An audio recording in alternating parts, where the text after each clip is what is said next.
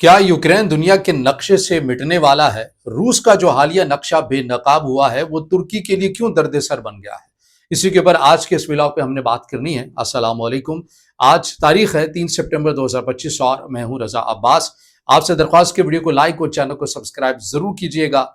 Russia और Ukraine जंग से मुतालिक जो अपडेट सामने आ रही हैं, एपी यानी एसोसिएटेड प्रेस की रिपोर्ट्स के मुताबिक ताज़ा तरीन हमलों के अंदर जो रशिया ने यूक्रेन पर किए हैं, उन रिपोर्ट्स के मुताबिक तकरीबन 500 ड्रोन्स का इस्तेमाल किया गया है और 24 मिसाइल दागे गए हैं। इनमें ज्यादातर जो हदफ थे वो यूक्रेन का तवानाई सेक्टर था और मुतादिद इलाके यूक्रेन के अंधेरे में डूब चुके हैं। हलाकतें भी इसमें रिपोर्ट की जा रही हैं क्योंकि बाज ऐसे जो मिसाइल हैं या फिर ड्रोन्स हैं वो सिविलियन आबादी के ऊपर भी लगे हैं, जिससे बताया यह जा रहा है कि 5 अफराद की हलाकत की तस्दीक है और मुतादिद जख्मी भी हैं। लेकिन इसके अंदर जो सबसे ज्यादा हैरानकुन चीज ये सामने आ रही है, जो रशिया के जर्नल हैं, जनरल गेरासिमोव, वो जब प्रेजेंटेशन दे रहे थे कि हमने यूक्रेन जंग को आगे कैसे लेकर चलना है, जो उन्होंने हाल ही में जो स्टेटमेंट दी थी कि अब रशिया यूक्रेन से मुतल्लिक नॉन स्टॉप ऑफेंसिव पॉलिसी के ऊपर गामजन है और उस पॉलिसी के अंदर क्या क्या चीज शामिल है, उससे मुतल्लिक उन्होंने एक नक्शा था वो अपनी आर्मी को या अपने हुकाम को वो ब्रीफ करते हुए नजर आ रहे थे। तो बरतानवी मीडिया ने उससे मुतल्लिक एक हैरानकुन इंकशाफ किया है।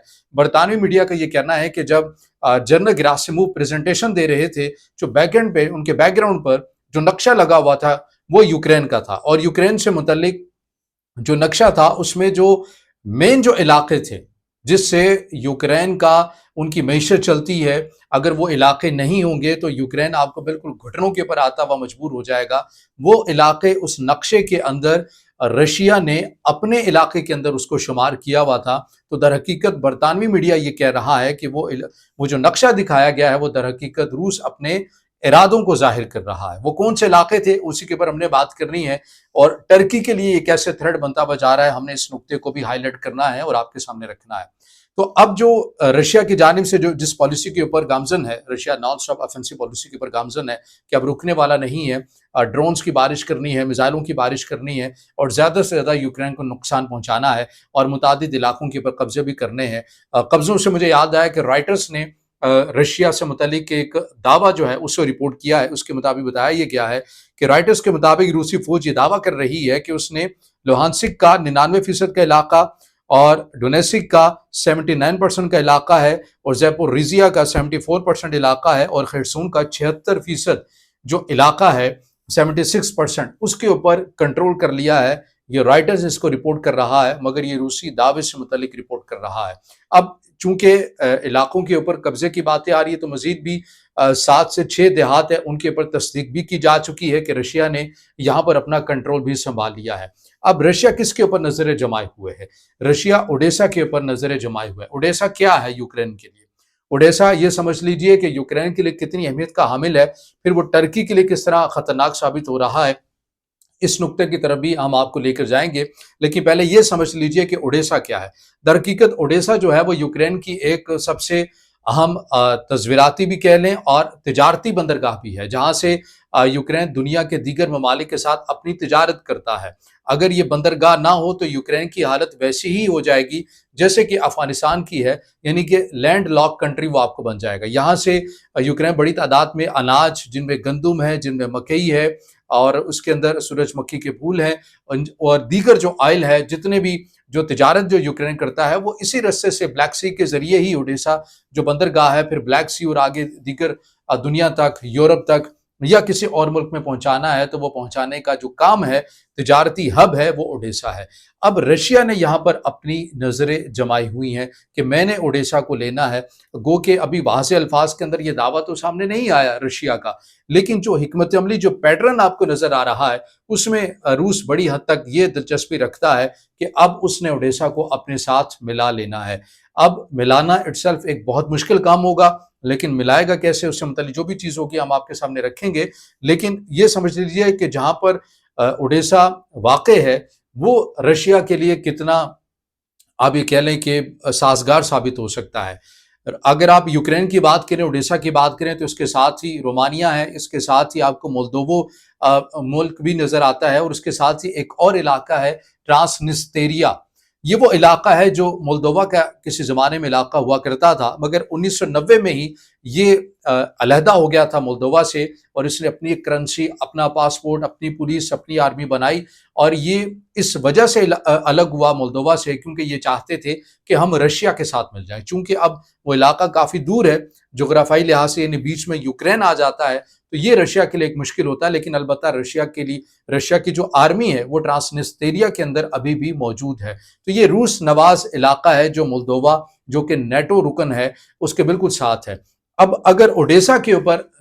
رشیا جو ہے وہ قبضہ کر لیتا ہے تو اسی اوڈیسا کے ساتھ ہی وہ ٹرانسنسٹیریا کے ساتھ اپنی ایک ایسی پٹی بنا لے گا کہ اور ایسی جگہ پر آ کر وہ بیٹھ جائے گا جو بالکل مولدووا کے ساتھ ہے، جو بالکل رومانیہ کے ساتھ ہے، اور بلیک سی کے اس پر ٹرکی ہے۔ اور یہ چیزیں تھریٹ دے رہی ہیں، نیٹو کو بھی تھریٹ دے رہی ہیں، اور یورپ کو بھی پوری طرح تھریٹ دیتی ہوئی نظر آ رہی ہیں۔ وہ اس لیے کہ یہ بالکل یورپ کے دل میں آ کر رشیا آ کر بیٹھ جائے گا، اور نیٹو کی جو مشرقی سرحدیں ان کے بالکل پاس آ کر رشیا بیٹھنے کی منصوبہ بندی کر رہا ہے۔ ٹرکی کے لیے اس لیے پریشان کن ہے، یہ بھی آپ کو معلوم ہے کہ ٹرکی بھی نیٹو کا رکن ہے، اور ٹرکی کی طرف سے جو حال ہی میں جو ڈرونز دیے گئے جن کی مدد سے یوکرین نے S-400 کو، جو کہ رشیا کا انتہائی مہنگا اور مؤثر سمجھا جانے والا دفاعی نظام ہے، اسے خاطر خواہ نقصان پہنچایا تھا کرائمیا کے علاقے میں، اس سے متعلق ہم نے تفصیل سے ویڈیو بھی بنائی تھی۔ اب رشیا یہ سمجھتا ہے کہ یہ نہیں ہو سکتا کہ ایک طرف ٹرکی مفاہمت کی بات کرے، تجارت کی بات کرے، اور ثالثی کے کردار ادا کرنے کی بات کرے، اور دوسری سائڈ سے وہ نیٹو کا رکن ہونے کے ساتھ ساتھ یوکرین کو جو ہے وہ ویپنائز بھی کرے، انہیں اپنی ٹیکنالوجی بھی شیئر کرے، اور ہم یہ چپ کر کے سارا منظر دیکھتے رہیں۔ یہ ایک نفسیاتی طور کے پر دباؤ ہوگا جو رشیا کی جانب سے چلنے کی کوشش کی جا رہی ہے اس چال کو، کہ میں اگر اوڈیسا کے اوپر قبضہ کر لیتا ہوں، بیٹھ جاتا ہوں، تو یہ ٹرکی کے لیے بھی پیغام ہوگا کہ اس کے بالکل پچھلی سائڈ پر رشیا آ کر بیٹھ گیا ہے۔ اور اس کے ساتھ ساتھ بات کریں رومانیہ کی، مولدووا کی، تو وہ تو ویسے ہی بالکل ان کی سرحدیں ساتھ جڑی ہوئی آپ کو نظر آتی ہیں۔ تو یہ بھی آپ کو یاد ہوگا، اس میں ایک جو خبر سامنے آئی تھی کہ جب ٹرکی ثالثی کا کردار ادا کر رہا تھا یوکرین اور رشیا کے مابین، اپنے ملک کے اندر مذاکرات جاری تھے، تو اس وقت بھی یہ بڑی ایک دلچسپ خبر سامنے آئی تھی کہ عین اسی موقع کے اوپر اسی اوڈیسا بندرگاہ کے ذریعے جو ٹرکی کی جانب سے اپنے جدید ترین جو ٹیکنالوجی بھیجی گئی تھی وہ بحری جہازوں کے ذریعے بھیجی گئی تھی یوکرین میں، اور اسی وقت عین موقع کے اوپر مذاکرات بھی چل رہے تھے، اور دوسری سائڈ کے اوپر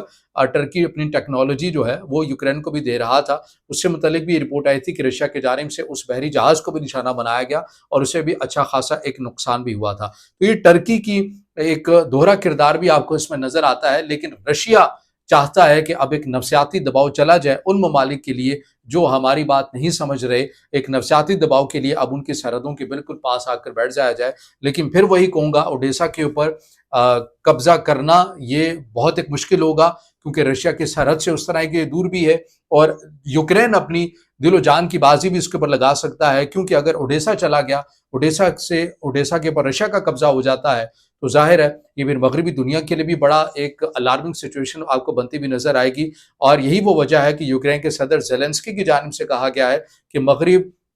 ہمیں تمام طرح کے جو وسائل ہیں وہ مہیا کرے، کیونکہ رشیا کے یہ جو جارحانہ حملے ہیں، جو 500 ڈرونز، 24 میزائل، اور اسی طرح پہ در پہ اضافہ ہو رہا ہے ڈرونز حملوں کے تناظر میں، یہ یوکرین سمجھ رہا ہے کہ یہ انتہائی جارحانہ ہے اور یہ انسانیت کے خلاف ہیں، اور ایسا لگ رہا ہے کہ پیوٹن بہت تیزی کے ساتھ یوکرین کے متعدد علاقوں کو رشیا کے اندر ضم کرنا چاہتے ہیں۔ اب یہ کس حد تک رشیا کامیاب ہوتا ہے، رائٹرز نے بھی سے متعلق دعویٰ کیے ہیں، کچھ چیزیں آزادانہ طور کے پر بھی سامنے آ رہی ہیں، مگر جو آپ کے لیے سوال ہے وہ یہ ہے کہ کیا اوڈیسا کے اوپر رشیا آسانی کے ساتھ قبضہ اپنا جما سکتا ہے؟ اور اگر ایسا ہو جاتا ہے تو ٹرکی کے لیے کس حد تک نفسیاتی دباؤ ہوگا؟ اس سے متعلق آپ نے ضرور اپنی رائے کا اظہار کمنٹ میں کرنا ہے، یا اس سے متعلق کوئی اور یا علیحدہ آپ کا سوال ہے تو وہ بھی ضرور کمنٹ میں کیجئے گا۔ ویڈیو کو لائک کرنا ہے، دوستوں سے شیئر کرنا ہے، اور چینل کو سبسکرائب